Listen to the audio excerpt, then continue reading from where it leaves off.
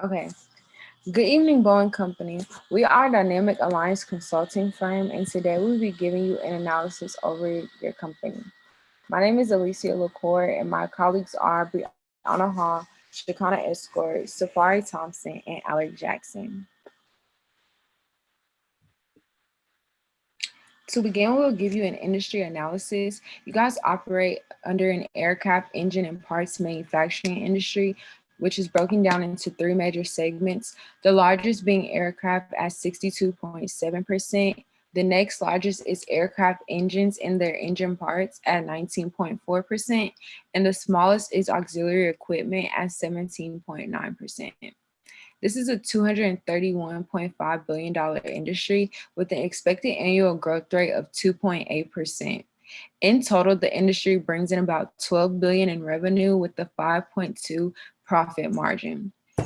After experiencing a decline during the pandemic, the industry is now expected to rise at an annualized rate of 0.4%, with their profit expecting to fall at 5.2%.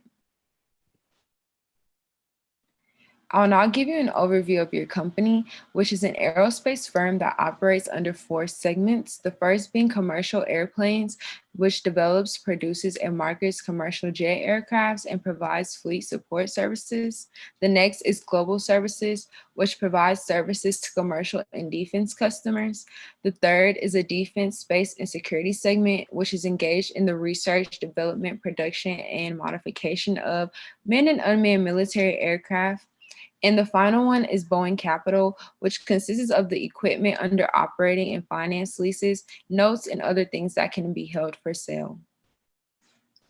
I'll now pass it to my colleague, Shakana.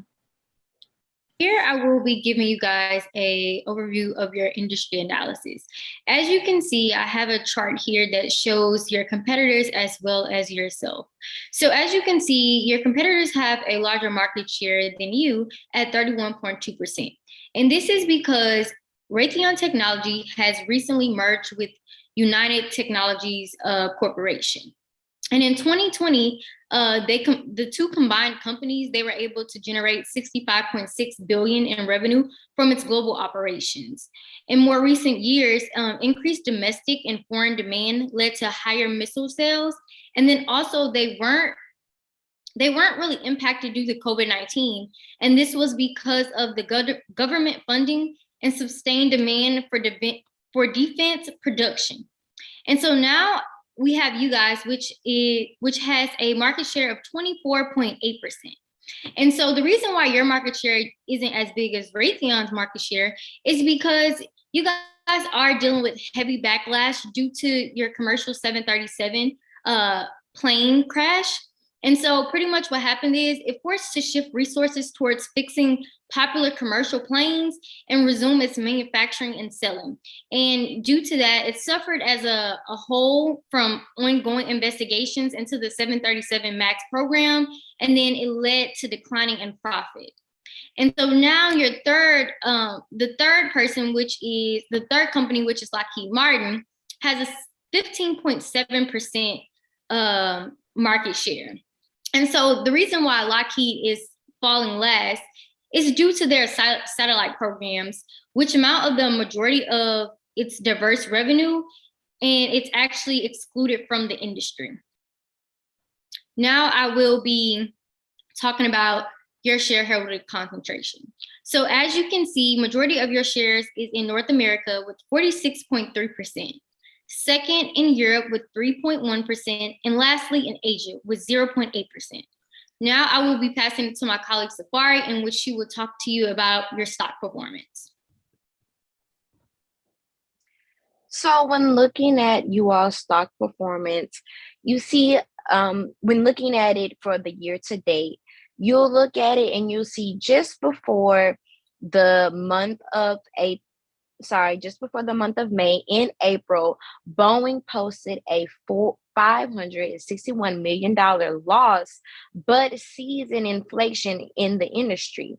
So if you go over to now entering into May, this is contributed to it going down a slight bit from its loss that they had in April, and this is due to the FAA having to approve on their new fix for the 737 MAX. Now, you may be asking, well, why did it decrease if this is a new project? With their internal issues, the 737 many has experienced many altercations, and this is due to the lack of funding and the lack of shareholder participation. When you're moving along in the month of May, we also get another internal issue, and one of these internal issues is Boeing puts off its 787 deliveries again, providing more information to the Federal Aviation Administration, or the FAA. So it was kind of stagnant and constant between the months of May and June, and this is because most shareholders and others who hold stock in Boeing decided to let it sit and to kind of what they call it, let it ride and see where Boeing is going to do next, despite them having two major incidents involving the 787 and the 737. Then, as you see, we enter June, you can see a significant drop from where we once were in May. This is due to the US and Europe looking for tariff ceasefire over the Biden overseas tariff administration that he is conducting. And then again in June, you see another issue with the US and the US and Europe with the aviation trade. And this is also connecting to China. And like my colleague just mentioned before, Asia is 0.8% stockholder and Europe is 3.1%. So this is a big, not a really significant chunk, but it's a good amount, over about 4% coming from these two countries. Then as you continue to look, and we look at August, and this is due to the big question that they have coming soon, and that is what's going to happen to the 737. Investors have invested money in the 737 despite crashes, despite many attempts to fix and revamp the 737. And at this point, stockholders are getting a little fed up with the same results happening over and over again.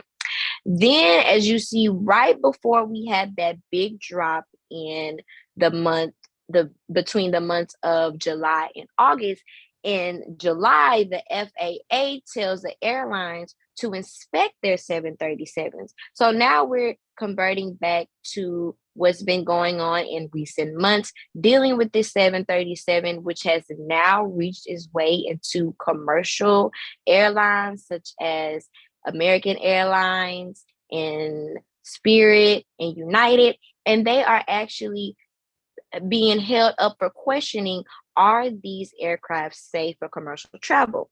Then, as you can see, as we are getting into this big dip kind of right here, this is when the Boeing reaches their settlement for the shareholders in the 737 crash. So now you'll see a lot of shareholders selling their stock. You'll see a lot of money being sent to those families for the tragedy that happened and to those countries that the tragedy happened in. So that's where you see that significant drop between the months of July and August. Then as we move on to November, Boeing introduces, as you can see with September and October, it's pretty constant. Again, they're still rebuilding back from that loss, contributing to the $560 million loss that they occurred in April, and now the payment settlement loss that they have had to pay to shareholders and those affected by the crash.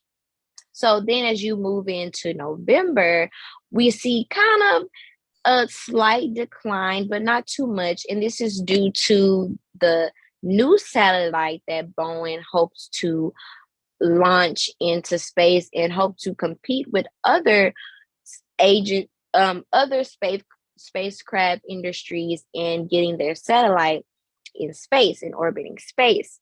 Then as you see again, we have a significant drop in November, and this is to due to American Airlines will now trim a lot of its international flights because of this 787 and these 737 delays due to these crashes and due to them having to go back to the manufacturer and be fixed and be regulated so that they are approved for commercial airlines. And now I will pass it on to my colleague, Bree. Now we're going to take a look at your company's net profit margin. So currently, the net profit margin for your company is negative 6.89%. The net profit margin is also known as the income percentage after taxes. And to find the net profit margin, you take revenue, subtract it by expenses, and then you divide it by revenue. So the reason why your company's net profit margin is in the negative is because the 787 Dreamliner program has a $5.5 billion in costs tied to the manufacturing flaws that it's been facing. They took a $3.5 billion pre-tax charge, and you also took $2 billion in additional costs after it slashed productions of the planes. Due to these planes not being able to Due to these planes being improperly manufactured, it resulted in a 15-month delay in Boeing handing over its new jets to its customers. Also, Russia's invasion of Ukraine is a reason why you're in the negative, because you temporarily had to close an office in Kyiv, Ukraine, and you had to stop buying titanium from Russia due to the climate. As a result, 141 jets have not been able to be delivered. So instead of gaining revenue, you are actually losing revenue. Now I will pass the presentation over to my colleague, Alicia. So along with looking at you guys, we also took a look at your competitors and their company. So we're going to give you an overview of Raytheon Technologies first. They're also an aerospace and defense company that operates under 4 segments as well. The first being Collins Aerospace System, which is a global provider of aerospace and defense products and aftermarket service solutions for the aircraft manufacturers. Next, you have Pratt & Whitney, which is engaged in supplying aircraft engines for commercial, military, business jet, and general aviation customers. Third, Raytheon Intelligence and Space, which is a developer and provider of integrated sensor and communication systems for the advanced missions, training, cyber, and software solutions. Then the final one is Raytheon Missiles and Defense, which is a designer, developer, and producer of these integrated air and missile defense systems. I'll now pass it to my colleague, Shakana, to give you shareholder concentration. Here we have Raytheon's shareholder concentration, in which majority of their concentration is held in North America at 67%, second in Europe with 2.7%, and third in Asia with 0.8%. Now I'll be passing it to my colleague, Alaric.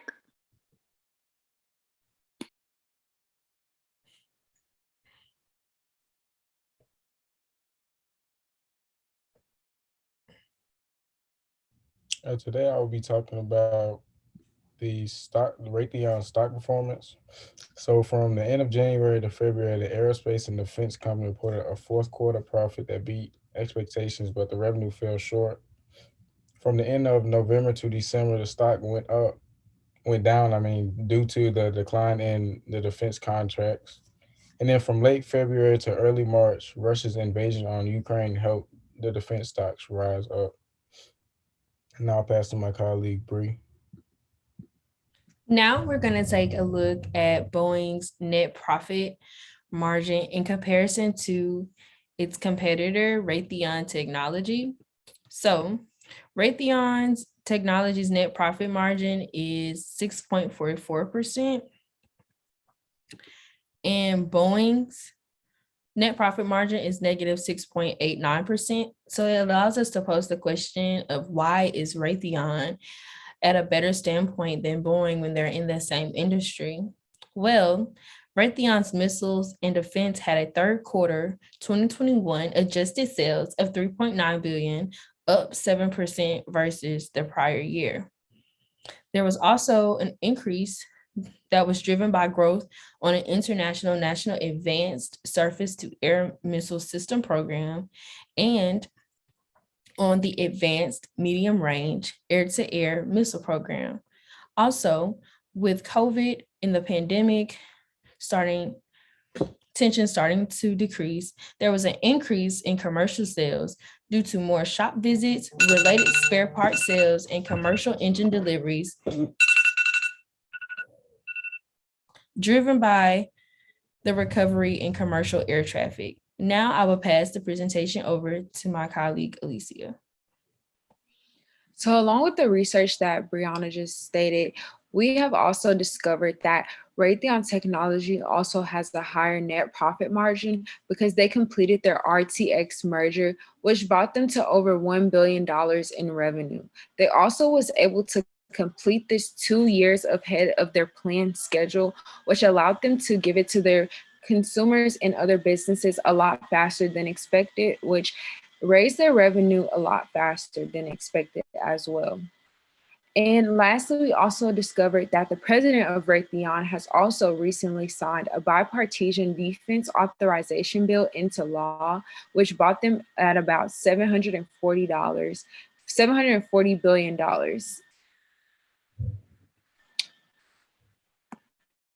So next, along with Raytheon as well, we have also looked at your competitor company, Lockheed Martin. This is a security and aerospace company. They also operate under 4 segments as well. The first is an aeronautics segment, which is engaged in the research, design, development, manufacture, support, and upgrade of military aircraft.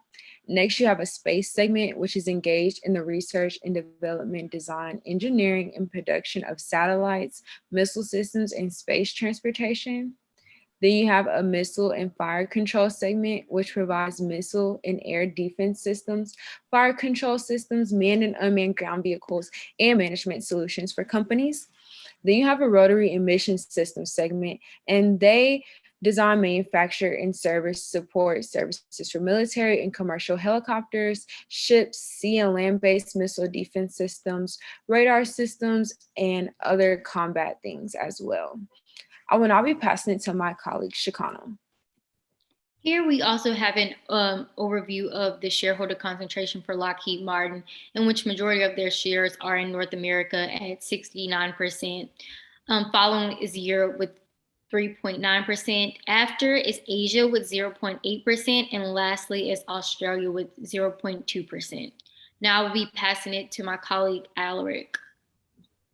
Today I'll be talking about Lockheed Martin's stock performance. So Lockheed Martin's stock went up from the end of September to October because the company was planning to acquire an Aerojet Rocketdyne. Its stock also went up near the end of October because the company met their delivery goal for the F-35 with over 90 deliveries. The stock went down toward the end of October going into November because the company took a $1.7 billion non-cash pension settlement charge, which depressed its net income by $4.72 per share. And then from January to February, Lockheed Martin's aerospace and defense company reported a fourth quarter profit in sales that rose above their expectations, but it was also growth in aeronautics, missiles, and fire control, rotary, and mission systems. System sales offset a decline in space sales. And then lastly, the stock decreased a little in March due to the U.S. government saying that they would be buying fewer F-35 jet fighters.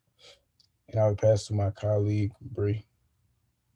Now we're going to take a look at your company's net profit margin in comparison to its competitor, Lockheed Martin.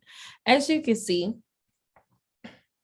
your company's net profit margin is negative 6.89%, while your competitor, Lockheed Martin, is 9.42%, which allows us to pose the question, how is your competitor doing better within the same industry?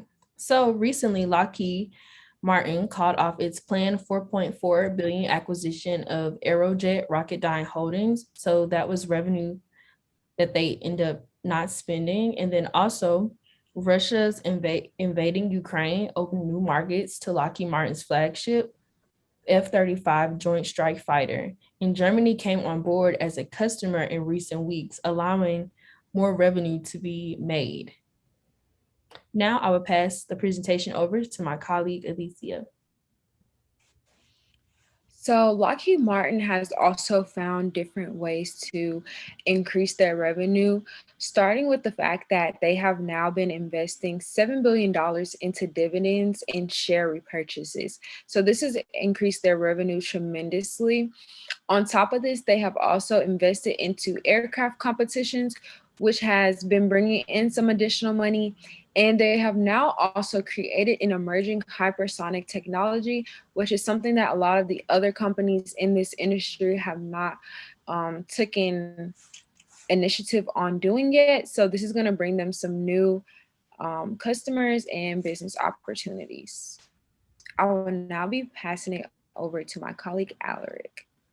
Today I'll be talking about you all's value proposition. So the average aircraft development process takes nearly 25 years to complete. Boeing was in need of improved process in terms of both cost and speed. The company invested in an interactive CAD system to not only address these issues, but provided the company with a number of additional benefits. And I'll also be talking about the points of parity. So one of them will be you all are considered one of the top defense companies in the world. The second would be you are wanting to develop a ballistic missile.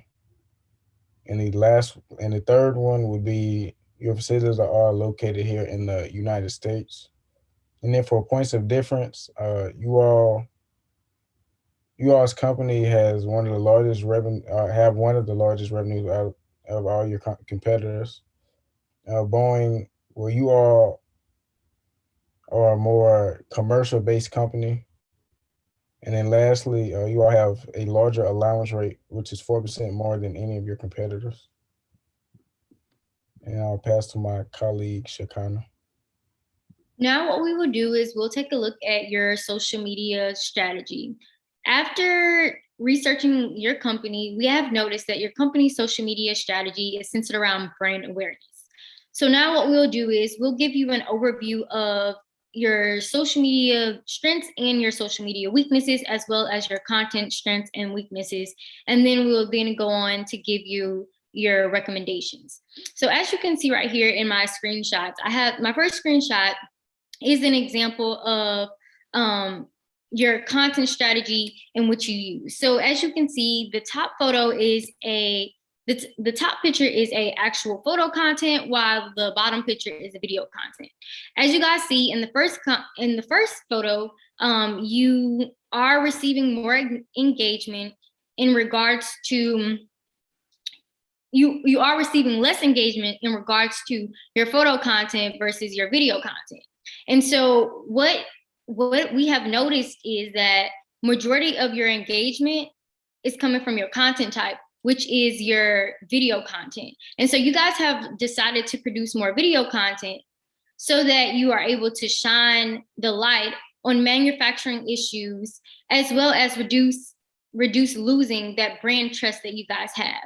And so this will also help with engagement and views, because they are viewing your video content. And so as you can see on the first one, you did have about 12,000 likes with about 500 comments.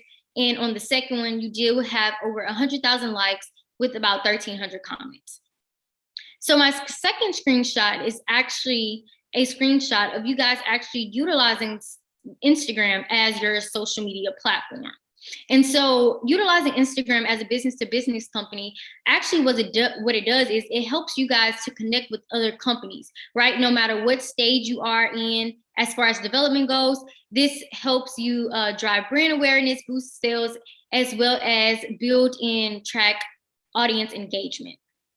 And so my last screenshot is an example of you guys posing. It's an example of you guys talking to your following, talking to the other businesses in which you are working with, and you're giving them the opportunity to ask any questions that they have, as well as you're answering any questions that they may have, where you're able to engage with them and get any type of feedback in which they may have about your company. This is a great way to actually engage with other companies and answer any questions that they may have about your company as a whole. And now we will move on to Boeing, social media evaluation and the weaknesses within your company. So now we're going to take a look at your company's social media weaknesses. As you can see in the first screenshot, the posts have different dates that are inconsistent. So the first post you can see is February 15th. The next one is March 18th. And following the March 18th post, there's a post for March 29th. So the posting schedule is inconsistent. Sometimes you all post a month apart or days apart or even weeks apart. For a business-to-business social media strategy, one of them is being consistent with your posting, and you're not able to push out as much brand information if you're not being consistent, which would lose the attention of your customers. In the second screenshot, you can see that there are consumers who are complaining about your 737 flights, and you never reach back out to these consumers to basically address their issues. So although the consumers is not your target audience and the companies who purchase with you are, if your consumers do not trust those 737 flights, they're not going to buy commercial flights with those companies. And so ultimately it will hurt your revenue because those companies will look elsewhere for the planes that they decide to purchase. Some of the companies that will be affected are Delta Airlines, Southwest Airlines, and American Airlines, because all of those use the 737 jet. Finally, in the third screenshot, you can see that you all are using brand specific hashtags, which is good. However, there isn't enough to where you will actually end up on the businesses that you will actually end up on the feed or timeline of the businesses that you do business with.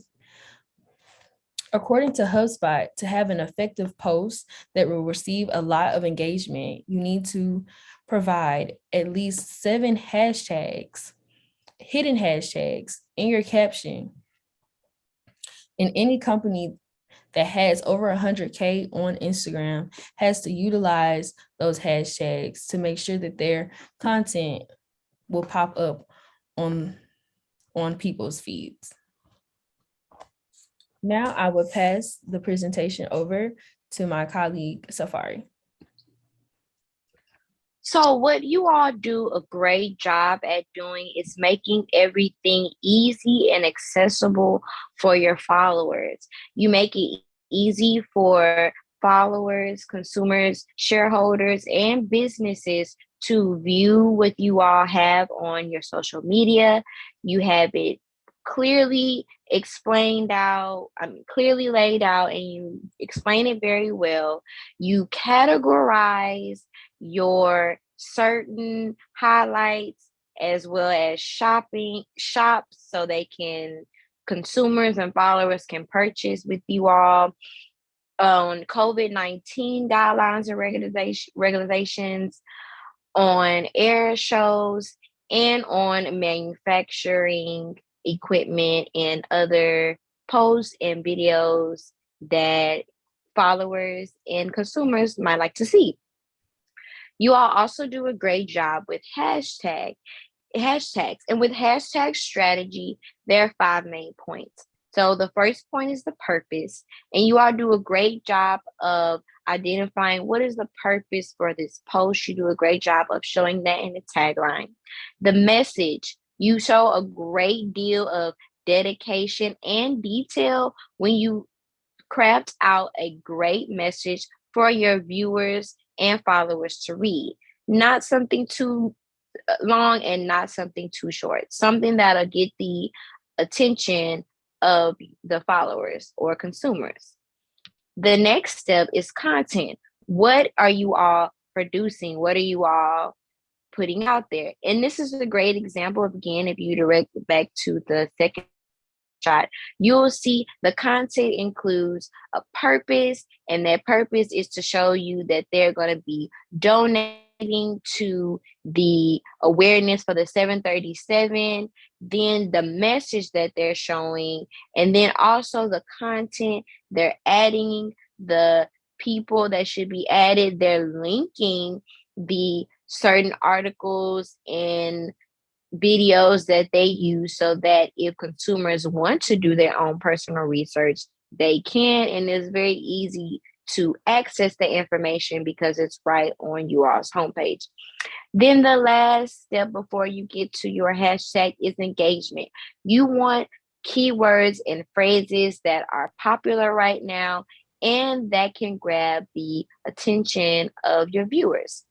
Instagram hashtag strategy is an internationally calculated way of using hashtags rather than just putting out words or adding certain companies or consumers that you may know.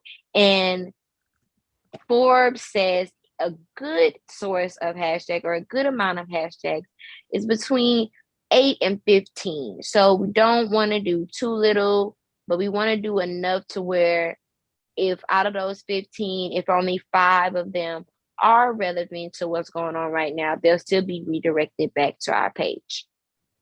Then you all also do a great job of showing your involvement with diversity and immigrants and those searching for a better life and hoping to accomplish the American dream. As you see on my third screenshot, you see Mrs. Pham, who is a recently Vietnamese refugee. She came over here with her family when she was about 2, and she is now Bowen's quality manager at one of their international locations. And this is really just a good example of showing the diversity and the awareness of others trying to create a better life for themselves within your company. I will now pass it on to my colleague, Albert.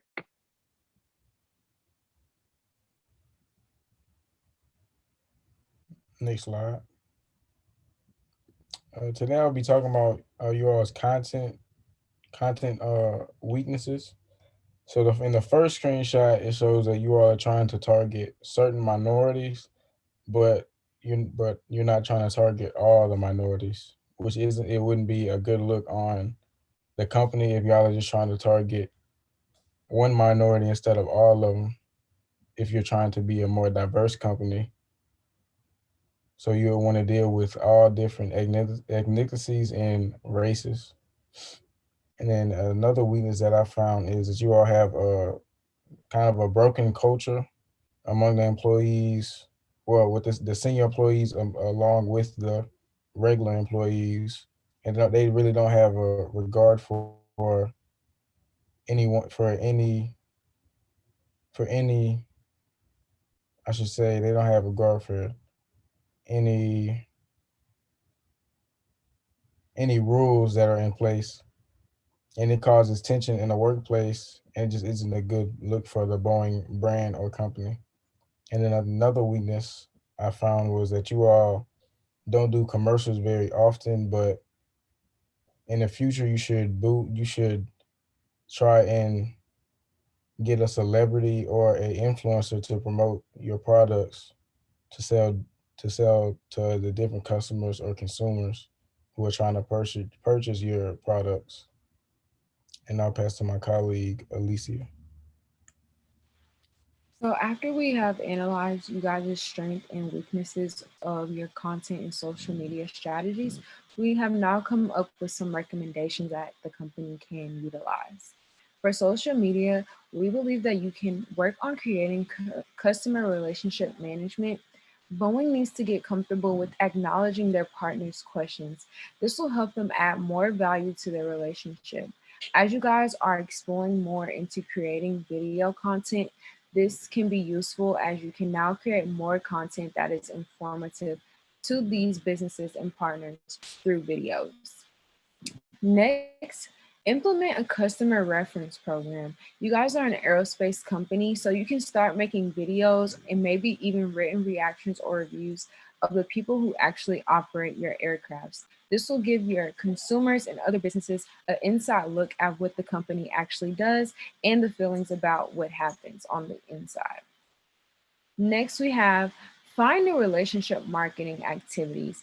You can begin to start having small viewings for the businesses that you operate with to come and see the items that you guys have for sale or for um, exchange. This will also help you get more engagement and personal responses from these businesses. And lastly, you have no operational linkage. At times, you are not utilizing as many hashtags as you can or as many specific hashtags as you can. Start to highlight more historic moments as well. And this will show people why they need to be invested with your content and your information. Next, we will look at some content recommendations that we have. For starters, we want to say you need to create more relationship breadth. So start utilizing influencer marketing. This will help you create interpersonal relationships to help reach the people who typically aren't aware of the services you offer. This will help you gain more viewers and more potential business opportunities. Next, have flexible offerings. Your content needs to be pushed out on multiple platforms at various times. This will help you have more engagement, not only on one specific platform, but multiple.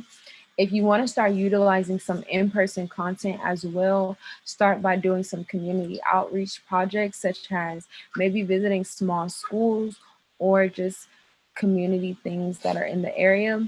Next, you can even open something such as a museum. The third recommendation we have is to have more relationship efficacy. By utilizing or having a strategy on how you will respond to the feedback, this will help you appear more engaged with these businesses that you are doing with.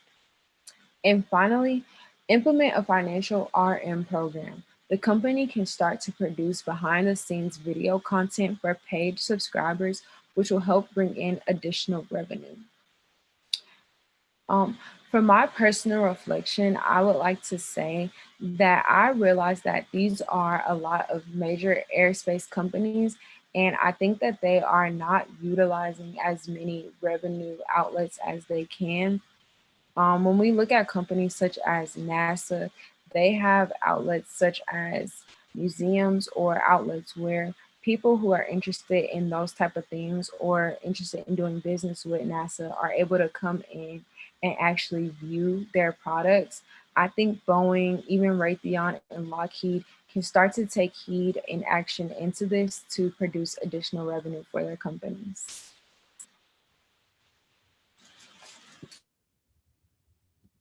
What I got from from doing this presentation, I learned that when it comes to social media strategies, business to business companies have to go about pushing out content differently, and I didn't realize how in depth the strategies had to get.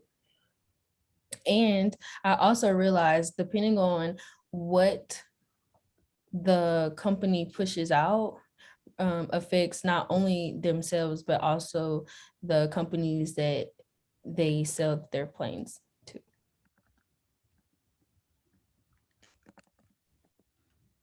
What I have learned is that I actually learned the difference between content strategy as well as social media strategy.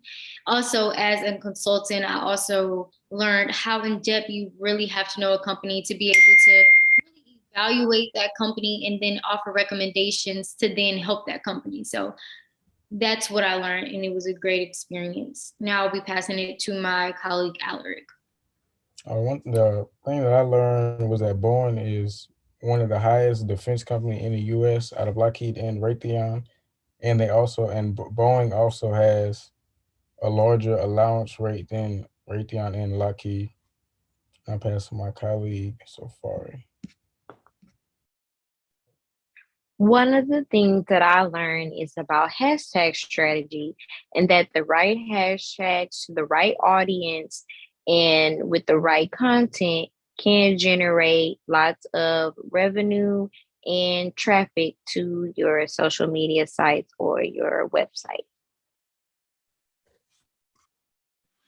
And that concludes our presentation. Here are our references that we utilized. And thank you.